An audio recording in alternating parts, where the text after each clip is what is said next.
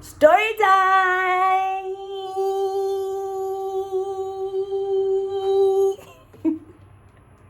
Hey dolls, welcome back to my channel. It's me, Bernice, everybody's big sister. Thank you so much for tuning back into my channel. If you're new, welcome, love you, join us, click subscribe, turn on your notification bell so you never miss an upload, and don't be afraid to hit us up in the comments and let us know as you watch what are your favorite parts, even what your least favorite parts are. So today's a story time. I don't know if I'm a really good storyteller, one. Two, I don't know if I really want to talk about this topic, but I feel like there is a lesson behind it. So I'm going to focus more on the lessons that I learned from making this mistake. As you can see from the title already, a girl that made some mistakes in her past, but learned a lot of lessons and has since been a better person. So if you want to hear the rest of the story, please stay tuned, relax. I'm going to try not to blabber much. I'm going to try to keep it as short as possible and as interesting as possible and as graphic as possible without like shaming the other parties involved or shaming myself even, because my little sisters are watching, my children are watching, darling. So I have to be careful. So yeah, let's get to it. It's only fitting that I make myself some tea because I'm about to spill some tea. So, let me taste it. Oh, it is good. This is the like hotel room teas that you find like on the table and stuff. So I thought I should just refresh myself with it. Anyway, I am in a hotel room, as you can see. I'm on a work trip with my bestie, Balisa. She's gone to her thing. So I'm about to go to my thing, but my thing doesn't start in like a little bit. So I have to use my time wisely. And what better time consuming activity than creating content for you guys, right? Anywho, so this is a story that happened years ago. This happened quite a few years ago. I was still young and naive. I was still like in my early 20s. I was selfish. I was experimental. I was just not in my prime. I don't think I had really fully developed into who I am now. So, okay, let's start with the characters involved in the story. So obviously I was unfaithful. I'm gonna start with the guy that I was unfaithful with. Let's call him Kenny. Yeah, let's call him Kenny. Kenny, like Kenny Lattimore, you know, because he's like, okay, I wouldn't say he's like Kenny Lattimore, but he's like, sexy, mysterious, romantic. Yeah, sort of like that, fun, pleasing to the eye. You know what I mean? And then let's call the guy that I was unfaithful to. Let's call him Morris, like Morris Chestnut, because I feel like the perfect dream guy is like Morris Chestnut for me. So I think I would best describe that guy that I was dating as Morris Chestnut, because he was like dapper, sexy, reliable, juicy, loyal, steady, you know, all those things that I feel like Morris represents for me. That guy was it for me. So what hit was, okay, at the time I was living in another city alone. So I was like also working at the time. I was doing my internship, sort of like an internship training vibe. Morris was also working. Kenny and I had like been separated for like, I mean, not together, or had broken up for like over a year or so. So, but we were still following each other on Instagram. I don't know why. I really don't know why we were still following each other on Instagram, but that was a thing. And yeah, so I had got in a relationship with Morris. He was like sort of aware of my previous relationship with Kenny. So he was a bit like, that relationship was quite public, that relationship was this, was that. So he had already had like reservations about going into a relationship with me, considering the fact that I had just come out of a relationship like that with Kenny. So I reassured him, no, that Kenny is a thing of the past. yes, we'd had a relationship like this and that, but I'm really like willing to go all the way with you, so let's do it. So he threw his reservations to the side and we got into a relationship. Guys, it was a beautiful relationship. We were literally best friends. The only challenge that we had was that the fact that we did not live in the same city, but we were like an hour and a half away from each other. So it wasn't that bad. Unfortunately, at the time, Morris did not have a vehicle. I didn't have a vehicle, but we tried to see each other at least once, maximum twice a month, you know. But still, it was a challenge because we both had work, we both have family. It wasn't easy, I won't lie. But we really had such a good, solid foundation. We got along so well. We shared a lot of common interests. Even the interests that were not common, we tried to like immerse ourselves in each other's likes and stuff like that. We really had a really healthy relationship. Both our families knew about our relationship and they were both really supportive. We're like really, really good. So I was at a stage, like I'm saying, I was doing like my internship, and I'm just trying to give you like a background so that when I get to the crux of like exactly what happened, you guys sort of like have a feel of what I was talking about. So I was like working, right? I was making a good living. Like it wasn't a lot, but for that stage of my life, having no rent, having no responsibilities, no kids, no medical aid, nothing like that, like nothing really stressing me out financially, I was like flexible with my money. Morris, on the other hand, he had more responsibility and his life was just coming up, you know. He was trying to furnish his place. He was trying to save up for a car. He was helping his family out, you know. He had a lot of like important things to focus on. And I, on the contrary, was more focused on like, let's travel, let's go eat out, let's do this fun thing, you know what I mean? So that's where we just weren't on common ground. But I pretended to be like on common ground, even though I really was not. I wanted to go out and I would make it known. But he would be like, yo, we're definitely gonna get there, babe. Like, we definitely gonna get there. But at this stage in time, I need you to be patient with me because I'm still busy with this. And I could literally see where his money was going. I could see the investments he was making. And I was proud of the responsible gent that he was. But at the same time, the enemy that really liked things and wanted to do all these nice things was getting impatient with him. Okay, so the tea. Guys, by the way, pardon my makeup. I did it really quickly and I was like really lazy to do it. And I forgot a lot of my stuff at home. So, Kenny and I start reacting to each other's stories on Instagram. It starts being a matter of, hey, how you doing, blah blah blah, casually. So then it escalates to not so casual. Okay, so I'm not gonna go into graphic detail on how it escalated, but I'm just gonna tell you how I got caught now. So this one time I came to the city that Kenny was living in, and it was for academic reasons. So I check in with, you know, I'm at this particular city. Kenny replies, how, Miguel, you didn't say that you're around. Why didn't you say you're around? I'm like, nah, I'm not here for a long time. I was just here at school to do this and this, and then I'm going back to my place. And he's like, Ahmed, if you're not in a hurry, let's do lunch. Even if you've known me for like 5 minutes already, you know that I like going out to lunch. Fork and a knife. It's like I was born with a fork and a knife in my hand because I really love dining out and I love food in general. And because I knew I had dated Kenny before, I knew that he was going to take me somewhere nice, somewhere I've never been, because that's literally the vibe that that was the vibe of our relationship. Every weekend we were at a different place that we've never been to, trying out new food, it was like a relationship like with Dora the Explorer because we explored so much, like different cuisines, different vibes and all of that. So I knew he was going to take me somewhere nice. I was like, should I go? Shouldn't I go? Should I go? It was a Thursday, by the way. Should I go? Should I go? The inner me that is not so good, not so disciplined, decides, yes girl, let's go Ma, let's go. So I meet up with him. I take an Uber, I meet up with him.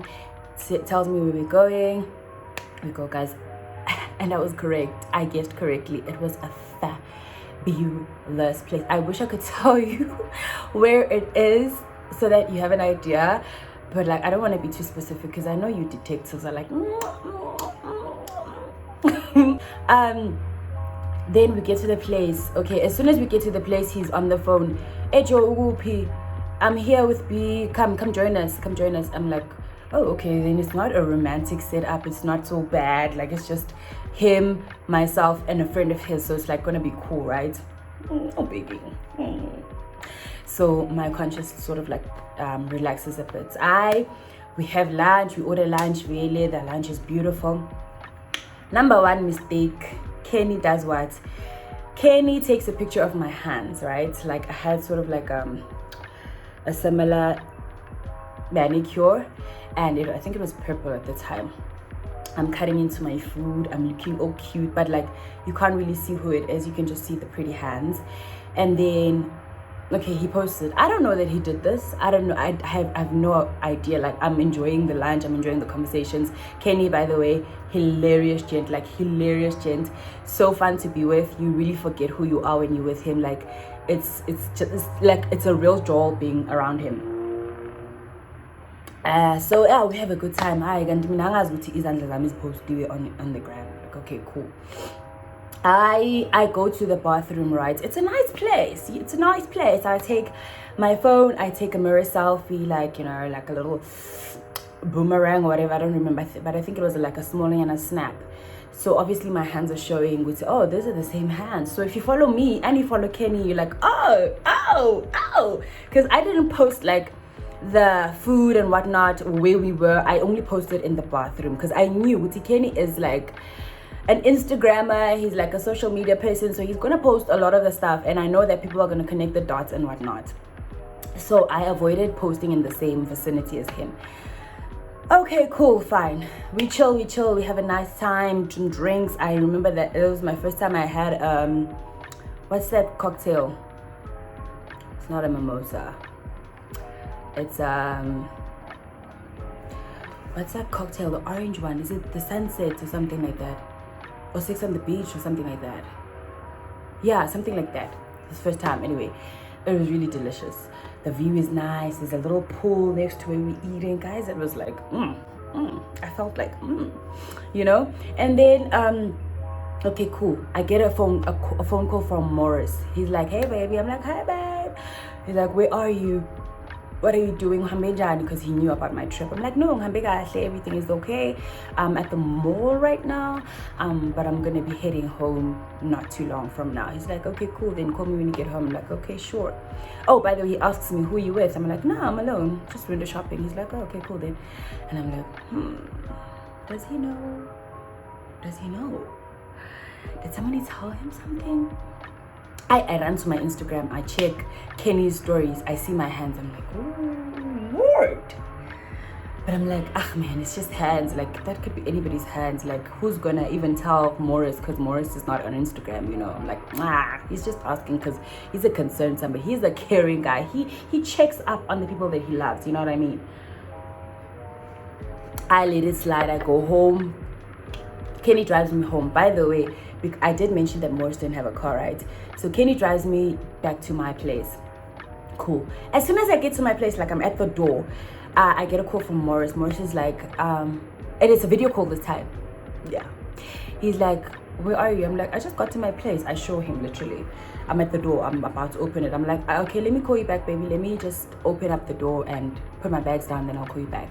So I do that like literally within a minute. I call him back. And when he's like, I'm looking at him on the phone, but he's literally, his eyes are like wandering, like, it's like he's trying to figure out if I'm alone. He's trying to hear, like he's quiet in between conversations. It's like, he's suspicious. But man, he knows. And I feel like we're so transparent and so honest with each other that he wouldn't tell me, he wouldn't hide it from me if he knew that I was being unfaithful, or he knew that I was like hanging out with someone that I wasn't supposed to be hanging out with. You know what I mean? So I'm like, man, maybe he's just being, himself. I don't know. I'm not thinking too much of it, The next day I was supposed to visit Morris. Like, it was my weekend to visit him. Cool. I take my taxis. I used to take like 3 to 4 taxis to get to Morris. It was exhausting, you guys. Like, taxis are exhausting, you know. I still take taxis when I need to do things in the city and whatnot, and there's no one to drive me. It's still exhausting even now, you know. I still complain even now. So he knows that I hated like taking multiple taxis to get to him. He knows, but he was like, baby, be patient, that eventually I'll get a car, you know. So, which is something else I regret, like complaining a lot. That was a phase in his life, and it was a phase in my life, because I also didn't have a car, you know, so I had no right to complain the fact that I had to take a taxi to him, because I could also be the one who's driving my own car, you know. Girls, double standards. Anyway, I get to Morris's place, Gumnandi, we chilling. He's like, hey, he welcomes me with a hug and a kiss. I love you, you look good, I missed you. You know, Gumnandi, guys, like we're chilling. He cooks up a storm. He was like really into cooking at the time. He cooks me up a storm. I chill on the couch. I watch my favorite series, like Gumnandi. He dishes up, we eat. After we eat, we get to dessert. Dessert is fabulous. Dessert is scrumptious. Dessert is everything. And then after dessert, which he's like, baby, I just sent you something on WhatsApp. Can you just like open it? I'm like, what is it? He's like, no, open it. And when he asks me to open it, he's like literally right here next to me, right? Waiting for me to open it. I open it. He's like, explain yourself. I'm like, what is happening? He's like, explain yourselves. Guys, what is it? It is literally a pick mix of my hands, of my snap in the bathroom, and of another snap that Kenny took without, like, I was not even aware that he was taking it. My face is literally showing in the snap. I'm like, whoa. So basically someone had sent this pic mix to Morris. Literally someone went to my Instagram, Kenny's Instagram, pic mixed everything, voila, to Morris, because Morris was not on Instagram and he was not the detective type at all, and he also had no reason to be suspicious of my actions at the time. So this person went all out to sabotage me, and boy did she sabotage me. I don't know who it is, but I know it's a girl. Obviously it's a girl. There was a point where Kenny got up to take a phone call, and he came back and he took a snap leading up to the table, and he showed my face and he showed the friend's face. So I did not see that at all, like at all. When I got home, I didn't even check my Instagram, you know. I only found out about this literally when Morris told me with him. Explain yourself. I was dumbstruck, like I had no idea what to say. I was like, no, we just had lunch, it was innocent, it was with a friend. As I was explaining myself, grapes ang microphone. Angithi bengivulile so ku WhatsApp ngibhekele Tom. Grapes phone. Ivuliwe sisi.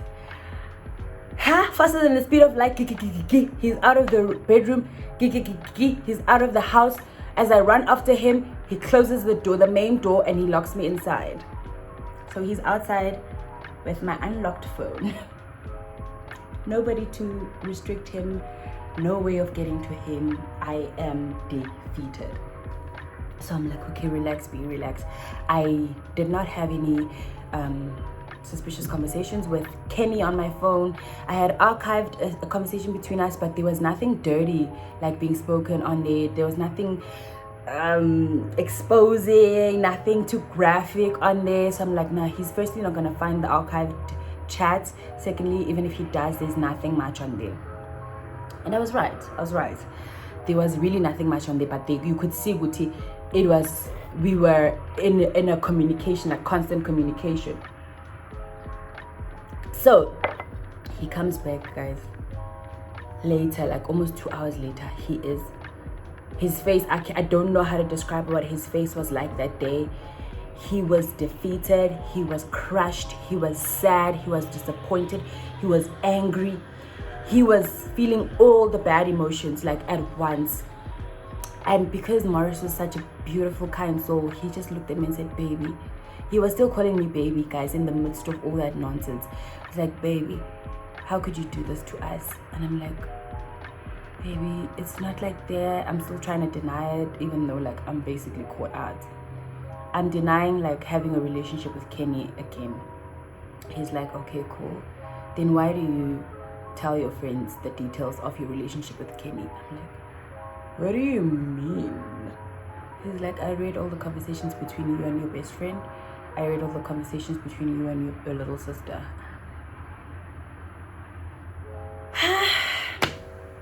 Throw the whole child away. Throw the whole baby away. Throw the whole Bernice away, because at that point, like literally, there's nothing more that I could say or do to salvage the situation, because once you read conversations between my little sister, you know everything, because I tell her everything. It's like I'm defeated. So worst part is, what was I telling my best friend? I was telling her how I hate traveling in taxis to go to Guy. I hate the fact that we only go out once in the blue moon. I felt so good because I was taken out by Kenny to a nice like top restaurant. You know, I didn't have to take 4 taxis back to my place. Kenny drove me there. Guys, can you understand what and this is just summarizing it, guys. I went into graphic detail in those texts. And can you imagine how emasculating and how much ego bruising he went through reading that? Because it's like I'm belittling him. I'm like making him less of a man. Yo, when I think about it now, like as I was thinking about recording this, I was like, yo, Bernice, like really that you did that to someone? You said that about someone? And to be quite honest with you guys, I meant it, but I really wasn't that focused on that part of like our relationship. Like I was really genuinely in love with Morris. Like I really loved him. Our relationship was one of the best relationships that I've ever experienced, I've ever been in. He's one of the best people that I've ever met, and I was truly just being ungrateful. Just truly being ungrateful. I had a gem of a relationship, a gem of a gent, and I just was so selfish. I was just so selfish. And after reading all the conversations that between me and the people that I'm close to, he just couldn't even. Like, it shifted from the fact that I was being unfaithful to the fact that I was emasculating him. You know how men are with their egos. It shifted from that to you emasculated me, you embarrassed me, you shamed me, you kicked me while I was down. And it was like, it was bad. It was really bad. Like, even now when I think about it, like, I don't even know how I would ever really apologize to him, because I realize now that everything that I said, everything that I did was just selfish. It was vile, it was foul, it was unnecessary at most. So yeah, I'm gonna leave it at that. I got caught. That's how I got caught. And of course we broke up. It was a rough breakup. He was emotional, I was emotional. He didn't want to let go, but he had to let go. I didn't want to let go, but I felt shameful, so I let him let go. I didn't even fight him for it because I was shameful. I realized, because how do you recover from this? How do you recover from speaking so badly about the person that you claim to love? How do you recover from being unfaithful with someone whom you claimed was in the past and all of that? Like, I was shameful. I felt so dirty. Especially after realizing how hurt he is, I was like, you know what, I don't even deserve a second chance. So I'm not even gonna ask for one. So I didn't, and we broke up. Fast forward, we all moved on. Okay, Kenny moved on, Morris moved on, I moved on. I believe we're all happy. I know I stalked Morris recently because I was thinking about him and I was thinking about doing the story time. So I was like, I wonder how he's doing. So I checked his Facebook. Guys, he's doing well. He's got a beautiful car, and it's his second car. He's got a beautiful girlfriend.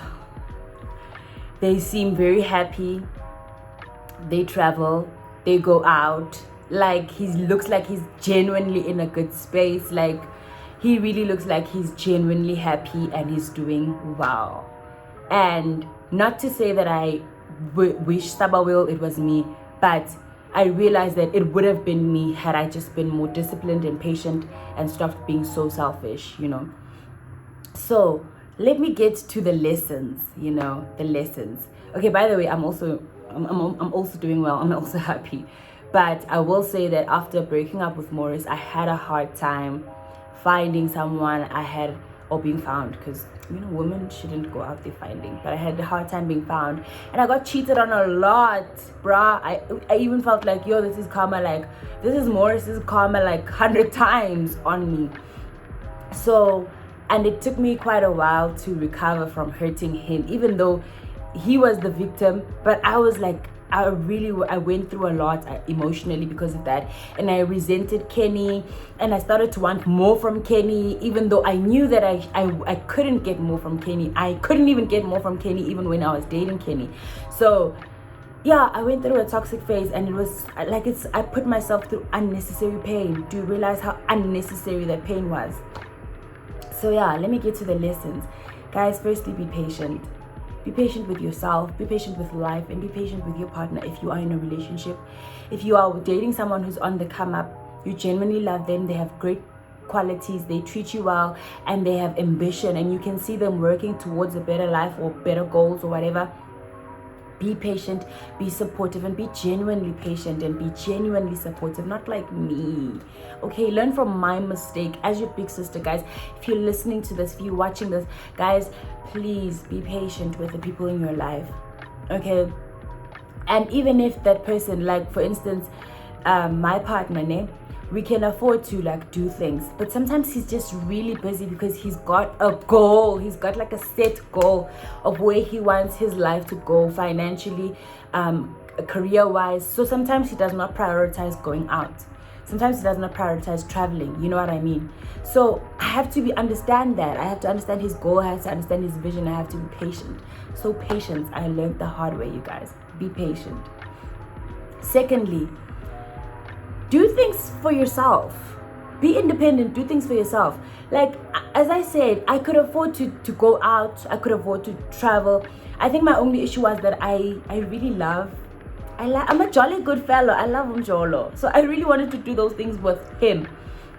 But I've realized now that my life has to be balanced. I don't have to put all of my interests, all of my likes, all of my desires, and heavily place them on expecting my boyfriend to meet them.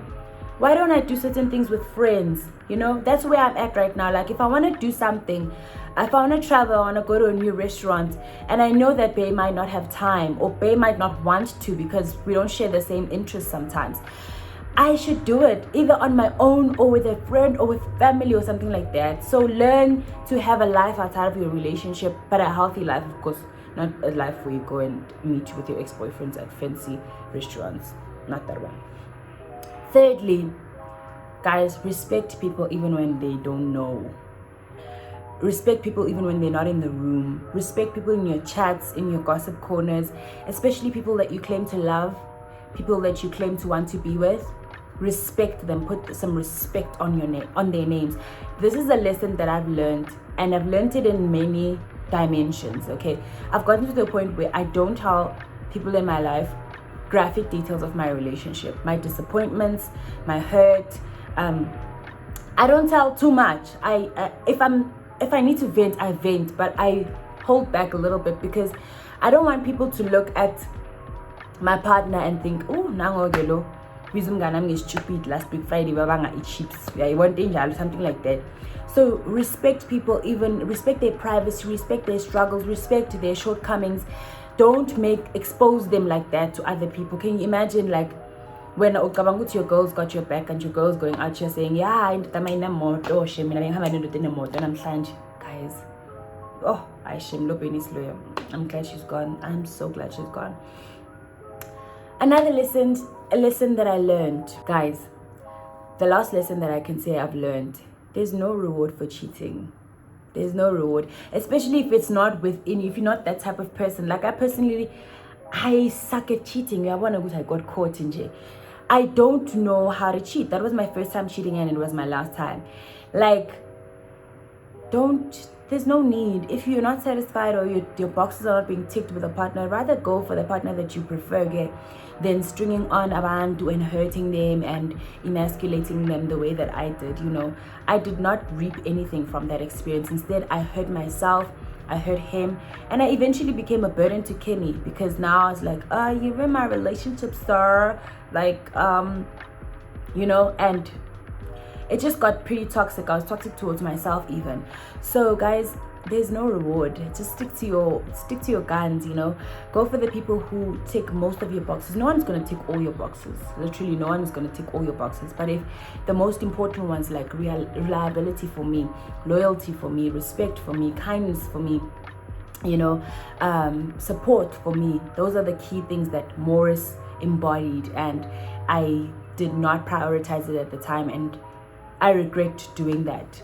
So I hope that you guys don't go through the same. I hope that you guys are more focused on what you want, and that you do things the right way, man. You do the things the right way, that you be patient, that you compromise, because I feel like a lot of the reasons why I did what I did, I wasn't willing to compromise. I wasn't willing to wait. I wasn't being considerate at all. So guys, love your people and love them genuinely, and love them even when they're not in the room, and love them even when they can't see it. And I hope that you don't make the same mistakes that I made. I would never ever ever put anyone through that hurt again, because I know what it's like to be hurt in that manner. So knowing what it's like, and also seeing what it can do to the other person, I don't know how people still cheat. Like, it was traumatic.